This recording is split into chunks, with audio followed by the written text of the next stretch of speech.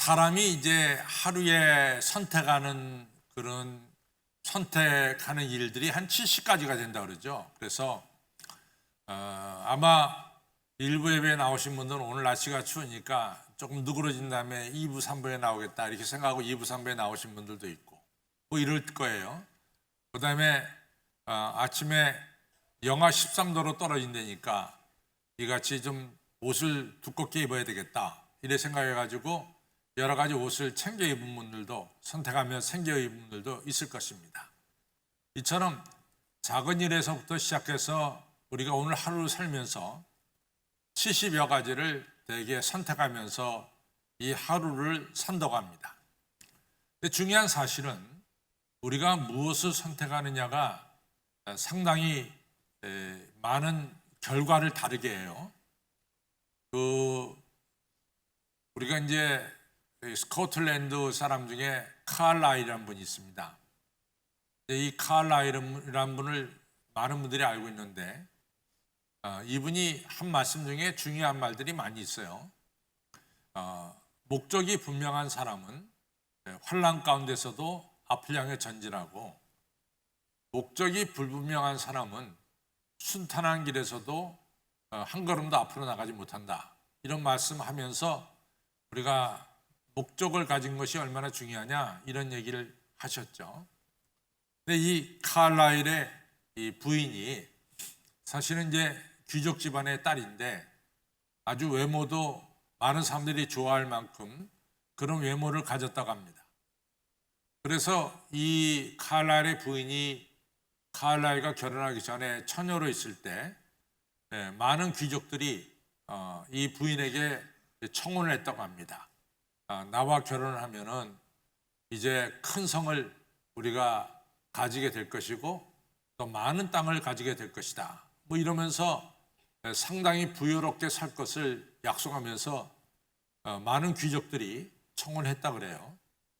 근데 이제 칼라일은 그 당시에 뭘 했냐면 저 지방에서 수학 선생님으로 계셨어요.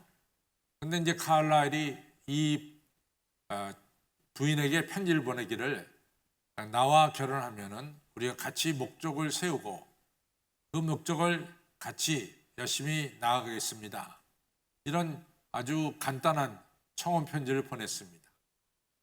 그런데 이 칼라일의 부인은 물질 공세를 퍼붓는 많은 귀족들의 청혼 편지는 다 접고 가난하게 사는 시골 수학 선생인 이 칼라일과 결혼했습니다.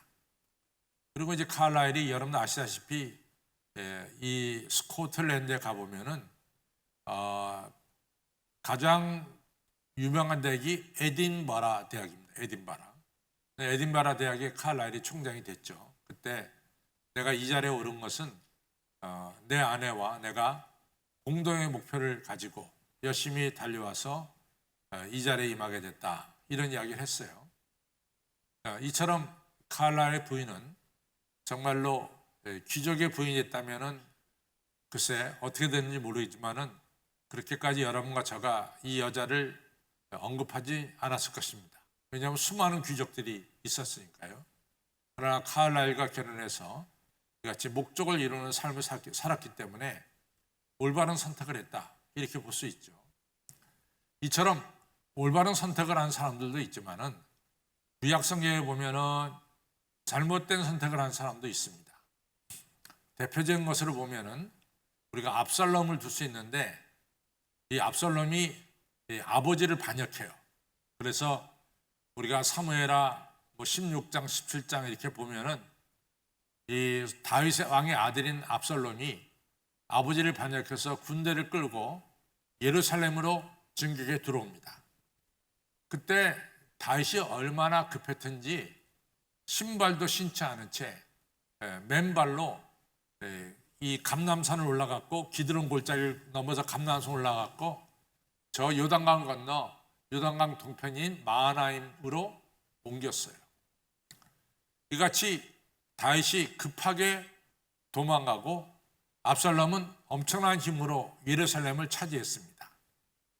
그때 압살롬에게 두 명의 모사가 있었어요. 카운셀러 모사가 있었는데 하나의 모사의 이름은 아히도벨이고 또 하나의 모사의 이름은 후세입니다. 근데 아히도벨이 이 왕에게 말하기를 지금이야말로 이 다윗을 완전히 죽이고 이스라엘 전역을 압살롬이 차지할 때가 왔습니다. 나한테 12,000명의 군사만 허락하시면은 내가 지금 도망가는 다윗을 쫓아가서 다윗을 완전히 진멸시키고 그리고 이 모든 나라를 압살롬 왕에게 바치겠습니다. 이렇게 이제 제안을 했어요. 압살롬이 이 제안을 좋게 봤습니다.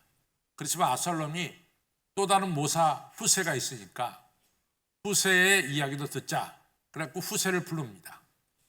당신의 의견은 어떻습니까? 라고 물어보니까 후세는 왕도 아시다시피 다윗 왕은 선왕은 정말 전쟁의 용사입니다. 아시다시피 백전백승을 하신 분이 아닙니까? 그리고 다윗의 부하들은 그 용맹이 전 세계에 알려지지 않았습니까? 그 다음에 다윗과 다윗의 지금 부하들의 마음은 이 암곰이 자기 새끼를 빼앗겨서 분노한 것처럼 지금 엄청난 분노에 쌓여 있습니다. 잘못 건드렸다가는 우리가 되레 당합니다. 그러니까 그러지 마시고 저 이스라엘 맨 북쪽이 단이거든요. 우리나라 백두산처럼 단이 제일 높아요. 그 다음에 저 아래가 이제 브레세바라고 부르죠. 우리나라 한라산과 똑같죠. 맨 밑이니까. 그러니까 왕이요, 단에서부터 브레세바까지 전국에 걸쳐서 군사를 모집해서 우리가 군사를 보강한 뒤에 이슬비가 새벽에 내리듯이 우리가 엄청난 군대로 다윗의 군대를 같이 덮치면은 다윗이 아무리 큰 용사를 할지라도 다윗은 그때 패배할 것입니다. 이러한 제안을 했어요.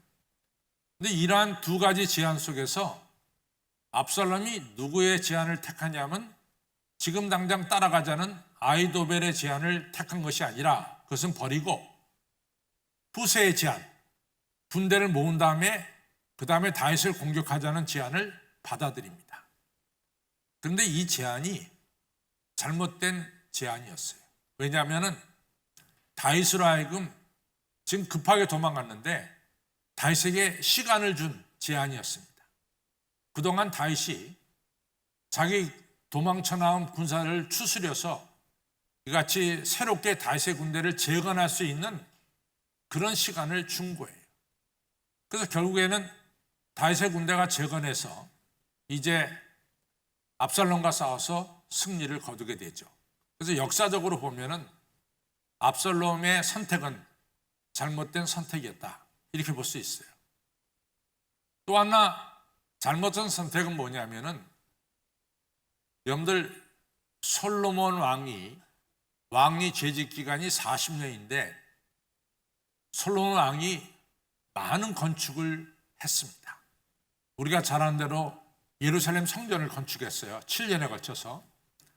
또 하나는 거기 7년에 걸쳐서 예루살렘 성전을 건축한 것 이상으로 성전의 한 몇 배 되는 솔로몬 왕궁을 건축했습니다. 또 여러분과 제가 이스라엘에 지금 가서 보면은 솔로몬이 세운 건물들이 꽤 있어요. 그 건물의 흔적들을 여러분과 제가 지금도 볼 수 있습니다. 그러니까 솔로몬은 어마어마한 건축을 한 분이 솔로몬입니다. 그런데 우리가 그 뒷면을 봐야 되는데 이처럼 솔로몬이 큰 건축을 하게 되려면 두 가지가 필요해요. 하나는 돈입니다. 또 하나는 인력입니다. 그래서 솔로몬은 이 많은 건축물을 하기 위해서 세금을 엄청나게 받아들였어요. 백성들한테 세금을. 그 다음에 인력이 필요하니까 이제 우리가 7일 동안 일주일에 7일 살지 않습니까? 근데 솔로몬이 인력이 필요하니까 7일 중에 4일 정도를 이 백성들로 이 궁전을 짓는 일에 이같이 일하도록 만들었어요. 그러니까 한 2, 3일밖에는 자기 농토를 돌볼 수밖에 없어요. 그러니까 이 농산물에 이같이 결실도 많지 않고 어렵고 힘들게 살게 됐습니다. 그래서 이제 솔로몬이 922년에 세상을 떠나게 됐을 때 백성들이 솔로몬 왕의 아들인 르호보암에게 찾아가서 이런 이야기를 합니다. 선왕께서, 솔로몬 왕께서 우리에게 엄청난 세금과 엄청난 노동을 시켰습니다. 백성이 다 피폐해져 있습니다. 그러니까 왕께서는 백성들의 세금을 줄여주시고 그 다음에 백성들 하여금 강제적으로 이같이 정부에 나와서 일하도록 하는 그 일 시간을 갖다가 좀 줄여주시기 바랍니다.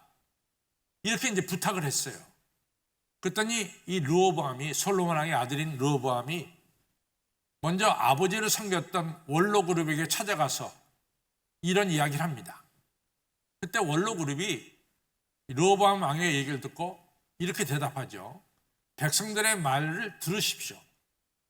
백성들의 말처럼 세금도 좀 경감시키시고 그 다음에 그들의 일하는 일 시간도 좀 줄여서 자기네 농토를 돌볼 수 있도록 그렇게 해 주십시오. 그러면 이 백성들이 영원히 왕의 종이 될 것입니다. 이런 이야기를 했어요. 근데 르호보암이 원로 그룹에게만 찾아온 것이 아니라 자기와 함께 자라는 이런 젊은 그룹에게 찾아갔습니다.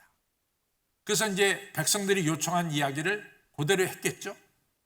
그랬더니 이 젊은 사람들이 뭐라고 말하냐면, 아니 왕이요, 왕의 이 새끼손가락이 아버지 엄지보다 더 굵지 않습니까? 이 얘기는 아들이 아버지보다 더 훌륭하다는 거예요. 이렇게 치켜 세우는 거죠.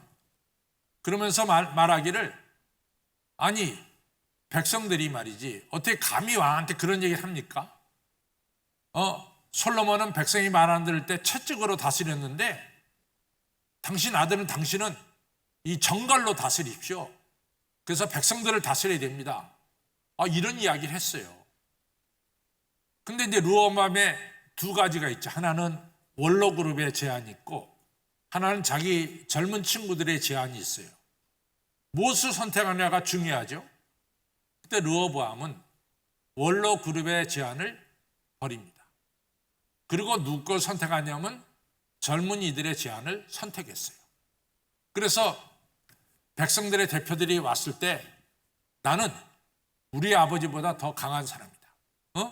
그러니까 당신들의 일을 내가 조금 더 경감시키지 않고 만약 당신들이 내가 시키는 일과 세금에 이같이 호응을 안 하면은 우리 아버지는 채찍으로 당신을 때렸지만은 나는 이 정갈로 당신들을 다스리겠다. 이렇게 얘기를 했어요. 근데 여러분 아시다시피 이스라엘이라는 나라가 어떤 나라냐면 12지파가 연합해서 된 나라가 이스라엘이에요. 한 지파가 아니라 12지파예요. 그중에 10지파가 뭐라고 말하냐면 우리가 도대체 이새의 아들 다윗과 무슨 관계 있느냐? 다윗의 아들 솔로몬과 그 손자 르호보암과 무슨 관계가 있느냐? 이러고 나서 말이죠. 10지파가 이스라엘을 나갔었어요. 그래서 북이스라엘 나라를 세웠어요. 바로 그 일로 말미암아 주정 922년에 통일 이스라엘이 북이스라엘, 남유다로 두 나라가 되는 분단된 나라가 되는 비극이 일어났습니다. 우리가 이러한 것을 보면서 우리가 뭘 선택하느냐 너무 중요해요. 선택이 중요합니다. 오늘 우리가 읽은 이사야서 7장 1절로부터 16절은 성경에 나오는 또 다른 선택이 나오고 있어요. 그 선택의 내용은 뭐냐면은 하나는 우시아 왕의 손자인 아하스 왕의 선택이고 또 아하스 왕의 아들인 히스기야 왕의 선택입니다. 두 가지 선택이 나오고 있습니다. 오늘 7장 1절에서 우리가 봤듯이 어떤 현상이 일어나냐면은 제가 조금 전에 말씀드린 10지파가 갈라서 북이스라엘이 됐다 그랬죠. 이 북이스라엘 왕 베가와 또 저 아람, 지금의 시리아라는 나라의 왕 르신이 연합을 해가지고 예루살렘을 침공한 거예요. 침공한 목적은 이제 남유다를 자기들 수하에 두려고 침공을 한 거예요. 근데 이 왕이, 남유다의 왕 아하스라는 왕이 이 소식을 듣고 너무 두려운 거예요. 한 나라도 아니고 두 나라가 연합해서 예루살렘을 침공하니까 너무 두려운 거예요. 그래서 두려움의 표시를 오늘 이사야 7장 2절에서 잘 묘사하고 있습니다. 큰 바람에 이 살림이 흔들리듯이, 나무가 흔들리듯이 지금 왕과 백성들의 마음이 흔들렸더라, 이렇게 말씀하고 있어요. 그런데 하나님은 이러한 왕과 백성들을 사랑하시고 긍휼히 여기시기 때문에 그 당시의 선지자인 이사야를 불러서 너 저 왕하고 백성들에 가서 좀 하나님 말씀으로 저들을 공고하고 저들이 흔들리지 않도록 세워라, 굳세게 세워라, 이런 말씀하죠. 여러분들, 하나님은 여러분과 제가 두려운 마음에 빠질 때 여러분들이 설교를 통해서 또는 기도를 통해서 우리에게 하나님의 뜻을 가르쳐줘요. 예를 들어서 사도 바울의 아들이라고 일컫는 디모데가 있지 않습니까? 근데 디모데가 자기의 스승인 사도 바울이 로마 감옥에 갇혀서 죽을 날이 가까웠다는 소식을 듣고 디모데가 몹시 두려워했습니다. 그때 사도 바울이 디모데에게 쓴 편지가 디모데전서, 디모데후서죠. 그때 디모데후서 1장 7절에 보면 디모데야, 하나님이 우리에게 주신 마음은 너 두려워하는 마음이 아니다. 너 두려워하지 마라. 사랑과 능력과 근신하는 마음이야. 너 왜 두려워하느냐? 이러면서 권면의 편지를 썼죠. 마찬가지로 지금 하나님은 이사야를 통해서 아하스 왕에게 권면을 하라고 보냈습니다. 첫째는 뭐냐?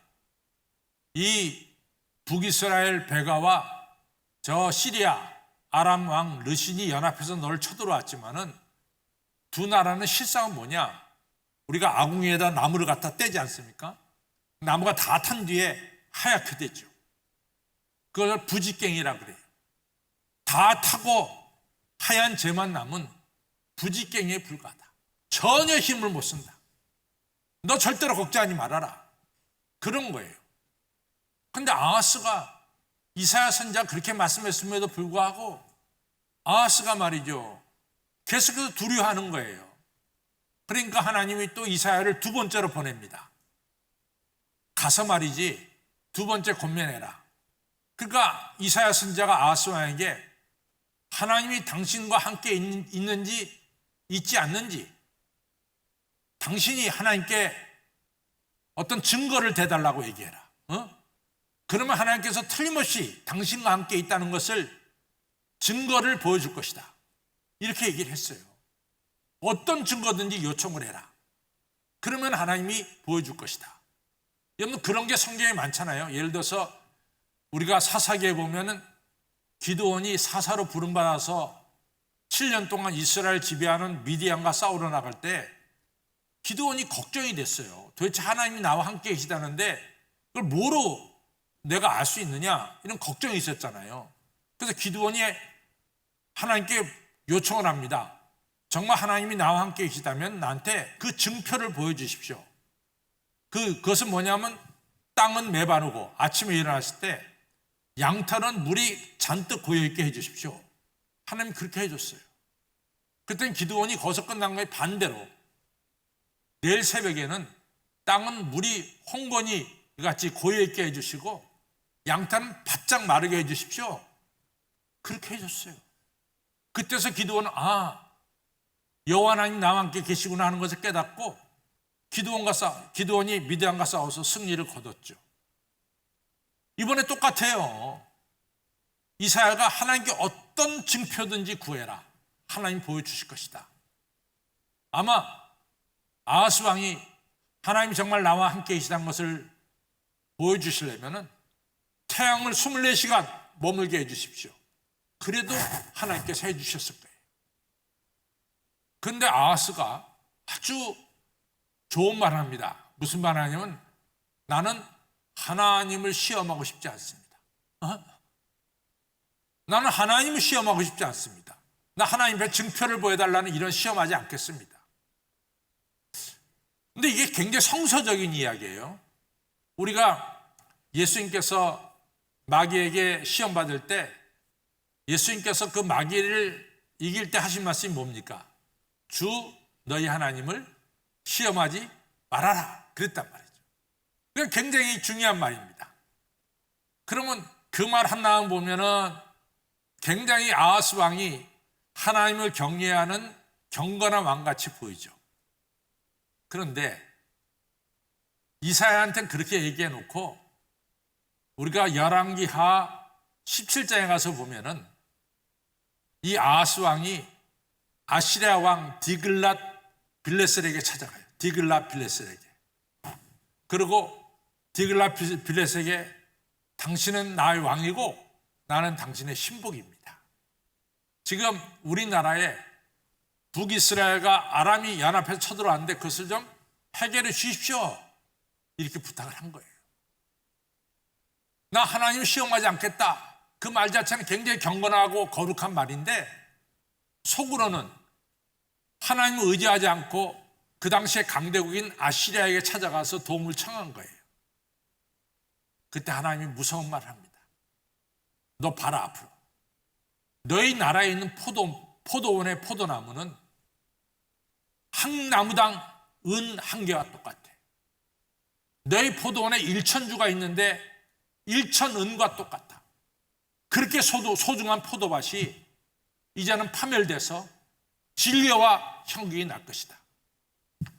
너 아시리아에 의지해서 너희 예루살렘에 있는 모든 땅에 너희들이 땅을 갈고 씨를 뿌리고 농사를 짓는데 그 땅에 더 이상 농사 못 져.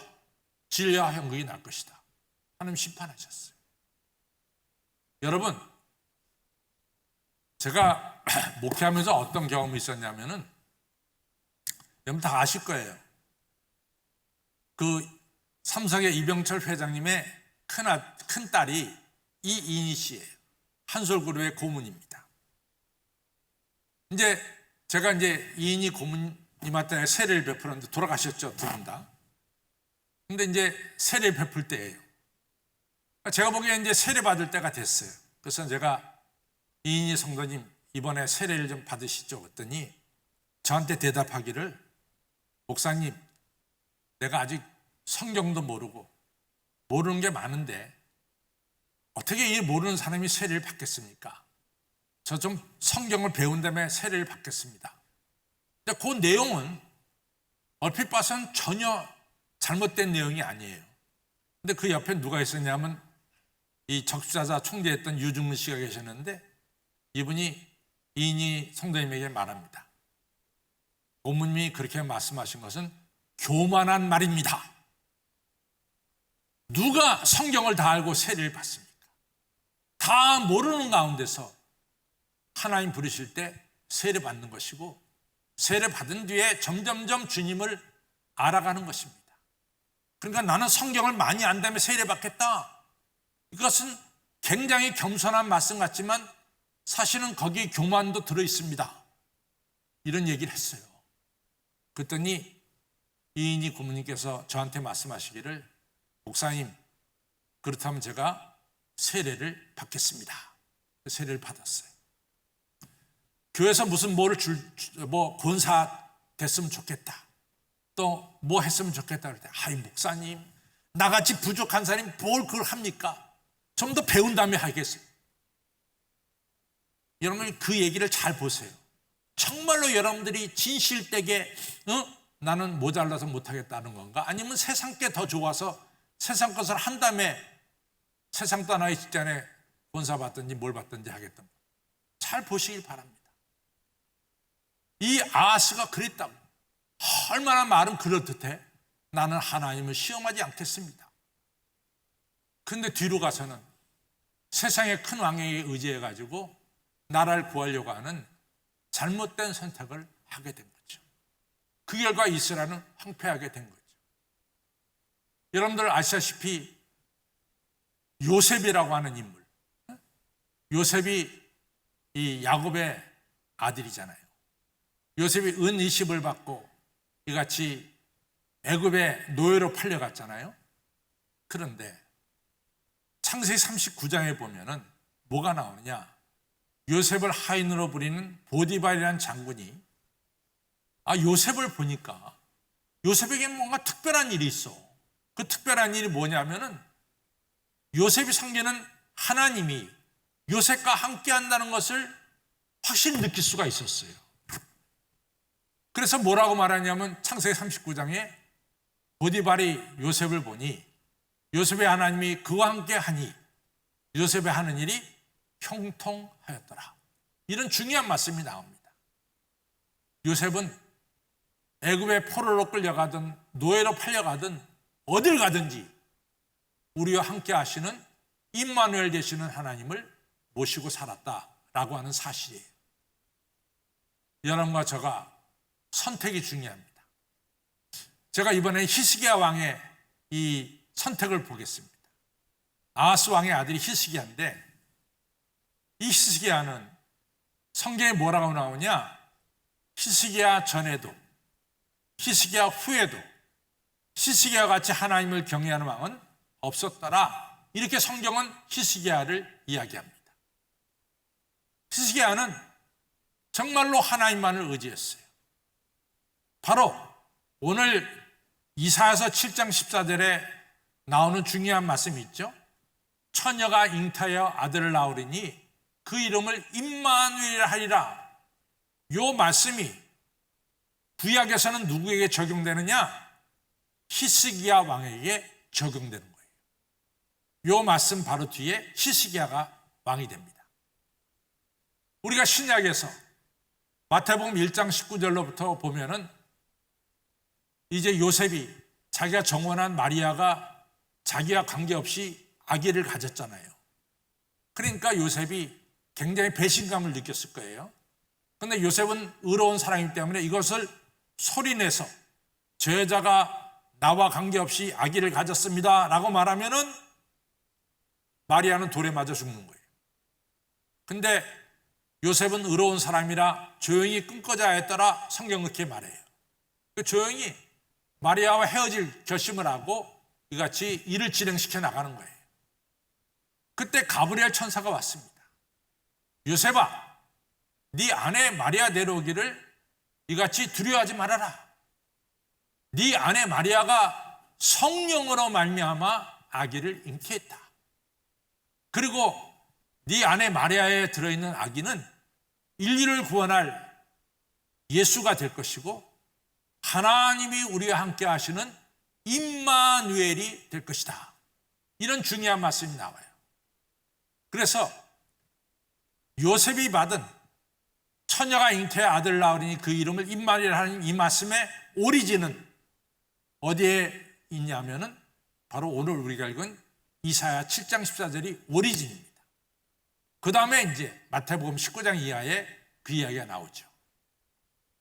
바로 히스기야라는 왕은 누구를 선택하냐면 나와 함께 하시는 하나님, 우리와 함께 하시는 하나님을 의지했습니다.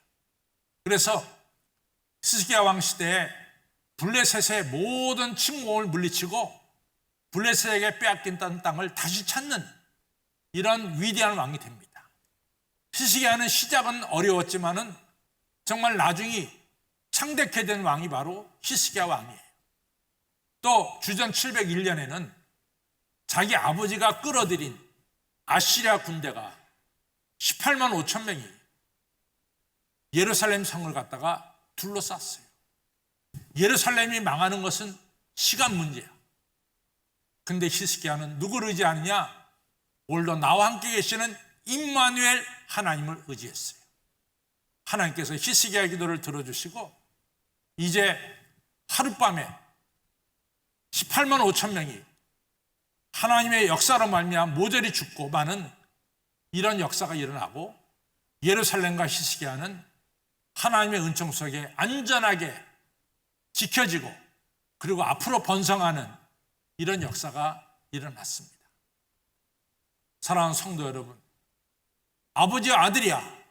아하스는 하나님 대신 세상 왕을 선택했다가 나라가 진리와 형국이 나는 나라로 만들어 버렸고, 아들 히스기야는 함께 하신 하나님 임마누엘의 하나님을 의지했습니다. 위기에서 벗어나 평화로, 그리고 평화로운 나라가 부흥하는 나라로 발전되는, 그리고 앞날이 형통하게 되는 이런 역사가 히스기야 왕에게 일어났습니다. 여러분, 오늘 여러분과 저는 70가지를 선택해요. 그 중에 하나가 오늘 이 시간이에요. 여러분과 저는 임마누엘의 주님, 나와 함께 하시는 예수님을 선택하느냐, 아니면 세상의 권력자를 선택하느냐, 여러분들에게 달렸어요. 누구를 선택하느냐, 그것이 바로 오늘 이 시간입니다. 누구를 선택하시겠어요? 우리 예수님 믿는 사람은 할렐루야밖에 없는 것 같아. 여기서만 대답이 나.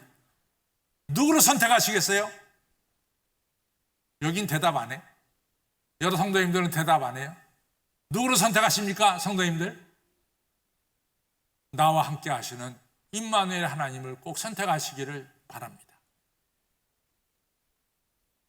그러면은 항상 중요한 게, 구체적으로 임마누엘 하나님 선택한다는 게 구체적으로 뭐냐? 그것은 내 마음의 주인으로 모시는 거예요. 내 마음을 활짝 열어서 이제부터는 나의 삶의 주인이 하나님이 함께 하시는 예수님, 임마누엘이 내 주인이십니다. 우리 가정의 주인은 누구냐? 바로 하나님이 함께 하시는 예수님. 예수님이 우리 가정의 호주가 되어 주십니다. 구체적으로 내 마음 문 열고 내 주인으로 이 땅에 오신 임마누엘 되신 예수님을 주인으로 삼으시기를 바랍니다. 성경에 보면 매우 구체적이에요. 우리가 아시다시피 여호수아 24장에 보면요, 이 여호수아가 세상을 떠나기 전에 이스라엘 백성들을 세겜이라는 곳에 모았어요. 내가 세상 떠나기 전에 너희들이 꼭 할 말이 있다. 너희들 오늘 섬길 자를 택해라. 너희들이 강저편 애굽 땅에 섬기던 우상을 섬겨도 좋고, 지금 이 가나안 땅에 살고 있는 미디안 사람들이 섬기는 바알과 아세라를 섬겨도 좋다. 자관 양쪽에다 발을 걸진 말어. 오직 한 분에게만 발을 걸어.